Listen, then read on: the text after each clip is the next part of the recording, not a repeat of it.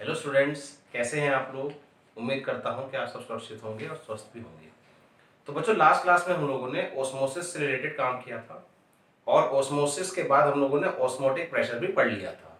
Flow of solvent from low concentration to higher concentration via semi permeable membrane is known as osmosis.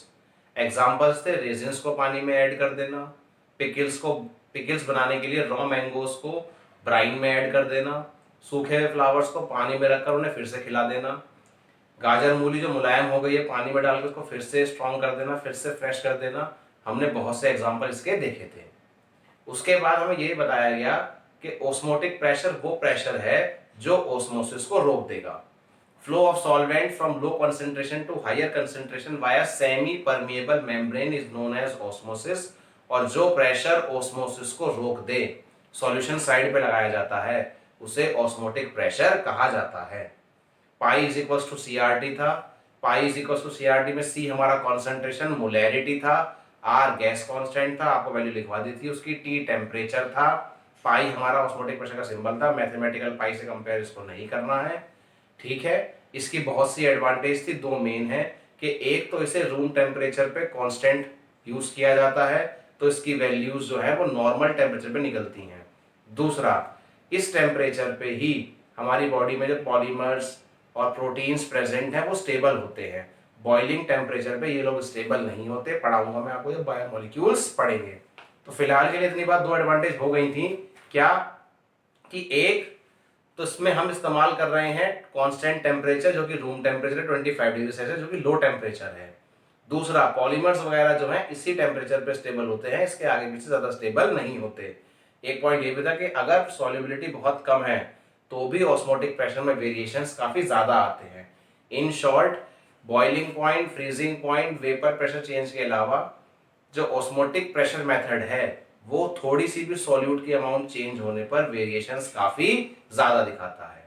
फिर आपको पढ़ाया गया था कि आइसोटोनिक सॉल्यूशंस क्या होते हैं। ऐसे सॉल्यूशंस जिनका ऑस्मोटिक प्रेशर बराबर हो। हाइपरटोनिक, जिनमें दो सॉल्यूशंस को कंपेयर किया जाए, एक का ज्यादा हो और एक का कम हो। कम वाले को हाइपोटोनिक, ज्यादा वाले को हाइपरटोनिक। फिर आपको पढ़ाया गया था एडिमा क्या होता है। अगर कोई खाने में सॉल्ट ज्यादा खाता है तो उसकी जो ब्लड सेल्स होती है उसमें फ्लूइड में सॉल्ट की कॉन्सेंट्रेशन बढ़ जाने के कारण उसकी बॉडी में पानी का रुकाव ज्यादा होने लगेगा, जिसकी वजह से उसके टिश्यूज में, सेल्स में पफिनेस होने लगेगी और स्वेलिंग भी हो जाएगी। तो इसलिए हमें खाने में नमक कम इस्तेमाल करना चाहिए। फिर बताया था कि अगर एक्सटर्नल प्रेशर लगाते हो तो ऑस्मोसिस रुक जाता है, लेकिन अगर ये एक्सटर्नल प्रेशर ऑस्मोटिक प्रेशर से ज्यादा हो गया तो रिवर्स भी हो सकता है, और इसे रिवर्स ऑस्मोसिस नाम दिया गया है। और रिवर्स ऑस्मोसिस का इस्तेमाल पानी के प्योरिफिकेशन में किया जाता है। कुछ न्यूमेरिकल्स भी किए थे। आज मैं बोर्ड का क्वेश्चन लाया हूँ बेटा, 2019 में बोर्ड में आया था एक क्वेश्चन देखिए बोर्ड में क्या लिखा रहा है। देखिए क्या लिखा है, 13 नंबर क्वेश्चन है बोर्ड में, 3 नंबर का आया, section C. At 300 Kelvin, 30 gram of glucose present in a liter of its solution has an osmotic pressure of 4.98 bar. If the osmotic pressure of glucose solution is now 1.52 bar at the same temperature, what would be its concentration? यानी कि दो case बन गए। अब देखो ध्यान से क्या कहानी बननी है इसमें। कह रहे हैं टेम्परेचर तो 300 ही है, दो केस बन रहे हैं बेटा, पाई 1 एंड पाई 2। मैंने आपसे पहले भी कहा है कि जब भी ऐसा कुछ बना करे आप पाई 1 पाई 2 या दो केस तुरंत बना लीजिए। पहला केस है 4.98 बार का, दूसरा केस है बेटा 1.52 बार का। यहां पे जो अमाउंट है सॉल्यूट की वो ली गई है बेटा 30 ग्राम, वॉल्यूम दिया गया है 1 लीटर, और ग्लूकोज का मोलर मास होता है, फॉर्मूला ये है 180 ग्राम पर मोल। अब आप सोच रहे होंगे कि हमें फॉर्मूला क्यों नहीं दिया ग्लूकोज का, क्योंकि बायोमोलिक्यूल्स एक चैप्टर है आपका, उसमें आपको ग्लूकोज के बारे में बहुत कुछ पढ़ना है। तो क्लास 12 में जब बोर्ड का एग्जाम होगा तो ग्लूकोज, सुक्रोज, फ्रक्टोज, इनके फॉर्मूले आपको पता होने चाहिए, आपके सिलेबस में है, इसलिए नहीं दिया। तो यहाँ पर हमें डब्ल्यू बी गिवन नहीं है, यहाँ पर तो खैर आपसे पूछा ही नहीं है। यहाँ हमसे सीधा कॉन्सेंट्रेशन पूछा है, यानी हमें सी निकालना है। हमसे डायरेक्ट कहा गया है what would be it's concentration. तो हमने देखा बेटा कि पाई 1 किसके बराबर होता है, C1 RT के, सही है। पाई 2 किसके बराबर होगा, C2 RT के। कोई गलत तो नहीं है। C1 की वैल्यू क्या आ रही है, देखो ध्यान से, WB upon MB into volume of solution litre में। तो WB कितना है बेटा 30, MB कितना है बेटा 180, वॉल्यूम कितना है 1, ये 21 से 6 आ गया, 1/6 मोल पर लीटर वैल्यू है C1 की। तो पाई 1 अपॉन C1 निकाल ले बेटा, यहां से निकाल लेते हैं। क्या आएगा, पाई 1 कितना है बेटा 4.98, C1 की वैल्यू 1/6, तो ये बन गया 4.98 इंटू 6। किसकी वैल्यू आई है बेटा, ये वैल्यू किसकी है बेटा, इज इक्वल टू किसके है, ये RT के इक्वल है। देख लो अब ध्यान से, जिसे इक्वेशन 1 मान लो। पाई 1 पाई 2, इसमें तो C2 पूछ ही लिया, तो pi 2 is equal to C2 RT। WB 30 gram है, वॉल्यूम 1 लीटर है, मोलर मास मैंने आपसे कह दिया कि ग्लूकोज आपको बोर्ड के पेपर के वक्त तक याद हो जाएगा, फॉर्मूला इसका वैसे कोई बहुत बड़ा फॉर्मूला है नहीं, याद कर लीजिए, काम आएगा। 180 ग्राम पर mole, pi 1 is equal to C1 RT, C1 की वैल्यू है, सॉल्व कर लिया और इक्वेट कर दिया। Pi 1 C1 is equal to solve होकर आया 4.98 into 6 is equal to RT। अब आगे देखते हैं, ये बन जाएगा यहां से पाई 2 अपॉन C2, ये भी इज इक्वल टू किसके आ गया बेटा, ये भी RT के ही बराबर आ गया, इसको इक्वेशन 2 मान लीजिए। अब क्या हम इन दोनों इक्वेशंस को आपस में इक्वेट कर सकते हैं, यस और नो, कर सकते हैं, कर दिया बेटा इक्वेट। तो ये बना 4.98 into 6 is equals to pi 2 upon C2।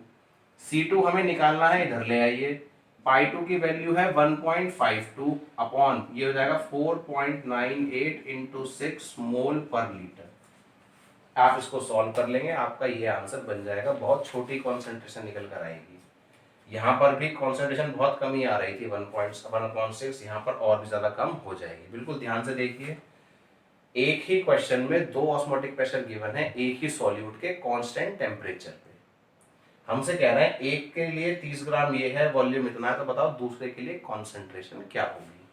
तो हमने बिल्कुल ध्यान से वैल्यूज नोट करी, हमने कहा अरे R तो कांस्टेंट है दोनों के लिए, टेम्परेचर भी कांस्टेंट है, तो पाई 1 इज इक्वल्स टू CRT, तो मैं यहाँ से RT की वैल्यू निकाल सकता हूँ, और हमने RT की वैल्यू निकाल ली। RT की वैल्यू निकाल के ये आई बेटा, इस वाली इक्वेशन में इसको प्लेस कर दिया। बिल्कुल ध्यान से देखिए, NCERT का 22 नंबर सवाल है ये, जो बोर्ड में आया हुआ है। ये बोर्ड में 13 नंबर क्वेश्चन है और NCERT का 22 नंबर सवाल है। आप बिल्कुल ध्यान से देखिए, दोनों सवाल आपके इससे हो जाएंगे, दोनों सेम क्वेश्चन है। नोट करो उसको बेटा, फिर चलते हैं अगले क्वेश्चन पे जल्दी से। तो बच्चों पहला सवाल आप लोगों ने कर लिया होगा, बोर्ड का क्वेश्चन था, इंपॉर्टेंट था, NCERT में भी था। अब देखते हैं बेटा अपना अगला क्वेश्चन क्या है। बोर्ड पे साफ साफ लिखा हुआ है 5 ग्राम शुगर सोल्यूशन, इसका वॉल्यूम 600 ml है, इज आइसोटोनिक यानी कि same osmotic pressure with 2 gram solution of volume 700 ml of an unknown compound. ठीक है, if both the solutions are at 310 kelvin, दोनों का टेम्परेचर सेम है, इस पे बनाए गए हैं। Calculate molar mass of the unknown compound. कुछ कुछ मिलता जुलता ही सवाल है, तो बिल्कुल ध्यान से, दो के बारे में बात चल रही है, एक है शुगर और एक है अननोन। तो सबसे पहला काम तो यही होता है कि इनको डिस्टिंग्विश कर दीजिए जो जो इनके बारे में गिवन है। शुगर के बारे में क्या गिवन है कि इसका जो मास है वो है भैया 5 ग्राम। मोलर मास, शुगर का फॉर्मूला गिवन दिया जाएगा C12H22O11, इसका मोलर मास आप निकालेंगे तो ये आपका 342 ग्राम पर मोल आएगा। इस तरीके से ये सॉल्व हो जाएगा। वॉल्यूम गिवन है ml में, कितना बेटा 600 ml, तो वॉल्यूम हो जाएगा लीटर में 600 अपॉन में 1000 इज इक्वल्स टू 0.6 लीटर। तो बेटा pi is equals to CRT होता है, सही है, पाई की जरूरत पड़ेगी नहीं आपको यहाँ पर, तो पाई अपॉन RT बराबर हो गया W2 upon M2 into volume litre में। तो पाई अपॉन RT की वैल्यू आ गई, W2 WB कितना है बेटा हमारा 5, मोलर मास 342, वॉल्यूम 0.6। अब इसको सॉल्व नहीं करेंगे, ऐसे ही छोड़ देंगे। ये बन गया आपका 1। यहाँ देखते हैं क्या हो रहा है। Pi is equals to C2RT होगा यहाँ पे, pi upon RT, C2 W2 upon M2। Volume solution का आपको लेना होगा लीटर में। W2 कितना है, WB कितना है बेटा, 2 ग्राम। मोलर मास तो निकालना ही है, और वॉल्यूम 700 ml का लीटर में होगा 0.7। तो ये हो गया आपका पाई अपॉन RT। इसको आप मान लीजिए एक्सप्रेशन 2। देखो ध्यान से, बिल्कुल ध्यान से देखो। आपसे कह रहे हैं 5 ग्राम चीनी को लिया गया है, सोल्यूशन बनाया है 600 ml, जो कि आइसोटोनिक है। 2 ग्राम सोल्यूशन, इसका वॉल्यूम लिया गया है 700 ml of an unknown compound. If both the solutions are at 310 kelvin, दोनों का ही टेम्परेचर 310 है, calculate molar mass of the unknown compound. तो हमने पहले का निकाला शुगर का, WB इतना मोलर मास दिया जाएगा या फिर फॉर्मूला दिया जाएगा, टेंशन मत लीजिए आप। 342 आएगा बेटा। वॉल्यूम 600 ml लीटर में कन्वर्ट कर लिया, 0.6 आ गया। तो pi is equal to CRT है, R और T तो कांस्टेंट है, एक तरफ लिया है बेटा। W2 upon M2 into volume litre में बचा, वैल्यू यहाँ से निकल कर आएगी। इक्वेशन 1 बना के छोड़ दिया इसको। ये हुई आपकी इक्वेशन 2। अब क्या करें, दोनों को आप इक्वेट कर दीजिए, क्योंकि ये आइसोटोनिक हैं। आइसोटोनिक है तो सेम ऑस्मोटिक प्रेशर होगा भाई। पाई अगर दोनों का सेम है तो RT की वैल्यू भी सेम है, कोई फर्क नहीं पड़ेगा। ये बना 5 upon 342 into 0.6 is equal to 2 upon M2 into 0.7। M2 को ले आओ ऊपर, ये बना 2 इंटू 342 इंटू 0.6 अपॉन में 5 इंटू 0.7 ग्राम पर मोल। देखो बिल्कुल ध्यान से, इस तरीके से आप अननोन कंपाउंड का मोलर मास निकाल पाएंगे। बिल्कुल ध्यान से इसको नोट कर लीजिए, एक बार फिर से रिवाइंड कर लीजिए, देख लीजिए, समझ लीजिए, पूरा ध्यान लगाएंगे तो आपसे क्वेश्चन हो जाएगा। ठीक है, आज इन क्वेश्चंस के साथ साथ मैं जो कल काम होने वाला है उसका थोड़ा सा हिंट दूंगा। आप रीडिंग करेंगे, काम तो पूरा प्रॉपर कल ही होगा, लेकिन अभी मैं आपको हिंट देके छोड़ूंगा कि हम कल पढ़ने क्या वाले हैं। ठीक है, आप इसको नोट कीजिए फटाफट पहले। तो स्टूडेंट्स, ऑस्मोटिक प्रेशर से रिलेटेड क्वेश्चंस हम लोगों ने कर लिए। ठीक, अब हमें जो टॉपिक पढ़ना है वो है एबनॉर्मल मोलर मास, और ये बहुत बहुत ज़्यादा इंपॉर्टेंट टॉपिक है। लास्ट टॉपिक है, फिर काम खत्म। अभी मैं इसका आज इंट्रो ही दूंगा, क्योंकि ये बड़ा टॉपिक है, तो ये मैं आपको पूरा अगली क्लास में कराऊंगा। फिलहाल इंट्रो दूंगा और आपको कुछ क्वेश्चंस दूंगा बोर्ड के, जो आपको करने होंगे और सॉल्व करके हमेशा की तरह मुझे भेजने होंगे, जो हमारे कवर हो चुके हैं। जो नहीं हुए उनको छोड़ देंगे। तो बेटा स्टार्टिंग में बताया गया था कॉलिगेटिव प्रॉपर्टीज वो प्रॉपर्टीज हैं जो डाइल्यूट सॉल्यूशंस की हैं, नॉन वोलेटाइल सॉल्यूट की हैं, और फिलहाल सॉल्यूट को एसोसिएट या डिसोसिएट नहीं होना चाहिए। अब हमें वो केसेस पढ़ने हैं जहां सॉल्यूट टूटेगा भी, डिसोसिएट भी होगा, या फिर कोई सॉल्यूट एसोसिएट भी होगा। 3 तरह के सॉल्यूट्स हैं हमारे पास जो डिसॉल्व हो जाते हैं पानी में या किसी भी और सॉल्वेंट में, जो सिर्फ घुल जाएं। सेकंड, जो घुलने के साथ साथ टूट जाएं। तीसरा, जो घुलने के साथ साथ जुड़ भी जाएं। तो बिना टूटे और बिना जुड़े वाले केस हम कर चुके। जो अभी तक हम पढ़ रहे थे वहां सॉल्यूट हमारा ना तो टूट रहा था ना जुड़ रहा था। लेकिन अब जो हमें केस करना है, जो अब जो हमें पढ़ना है, वो पढ़ना है जहां सॉल्यूट टूटेगा भी और जुड़ेगा भी। ठीक बेटा, तो एबनॉर्मल मोलर मास क्या है वो समझिए। कॉलिगेटिव प्रॉपर्टीज का जनरली जो मेन यूज होता है वो अननोन कंपाउंड के मोलर मास निकालने में किया जाता है। Colligative properties are used to calculate molar mass of the unknown compound। कैसे? सपोज करो मेरे पास 1 किलोग्राम पानी है, मैंने उसके अंदर 2 ग्राम कोई अननोन कंपाउंड डाल दिया जो पानी में घुल जाता है, तो उसका मैं मोलर मास निकाल सकता हूँ उसके प्रेशर के चेंज से, उसके बॉइलिंग पॉइंट के चेंज से, उसके फ्रीजिंग पॉइंट के चेंज से, और उसके द्वारा आए हुए ऑस्मोटिक प्रेशर से। अब लेकिन सॉल्यूट अगर टूटे या जुड़े तो जो मोलर मास है वो ठीक नहीं आता। तो वो क्यों नहीं आता वो समझाने के लिए हमें टॉपिक पढ़ना पड़ेगा, एबनॉर्मल मोलर मास। इसके अंदर आपका एक वैज्ञानिक आए थे 1880 में, उन्होंने बताया था, वॉन हॉफ उनका नाम था, और उन्होंने वॉन हॉफ फैक्टर दिया। उन्होंने क्या दिया बेटा, 1880 में वैज्ञानिक आए बेटा जिनका नाम वॉन हॉफ था। उन्होंने वॉन हॉफ फैक्टर दिया और कहा जब सॉल्यूट टूटे या जुड़े तो मेरे इस फैक्टर का इस्तेमाल करके आप फॉर्मूलेज में चेंज करेंगे। अब कहानी क्या है वो समझिए।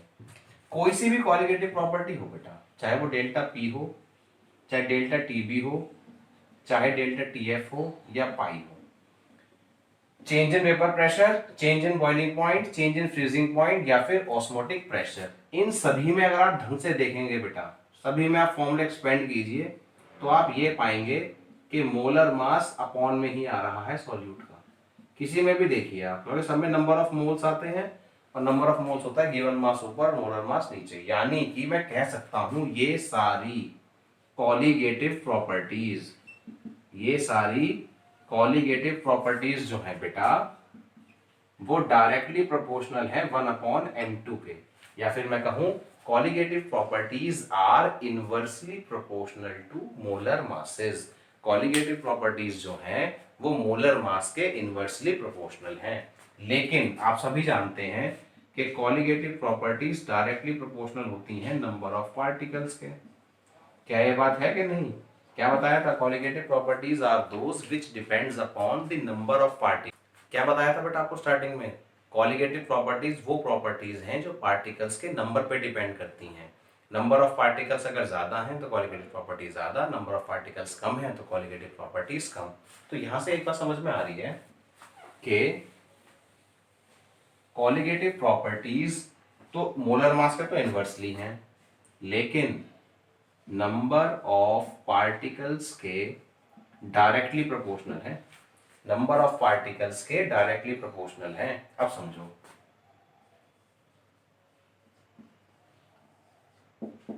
डिसोसिएट वाला केस समझो।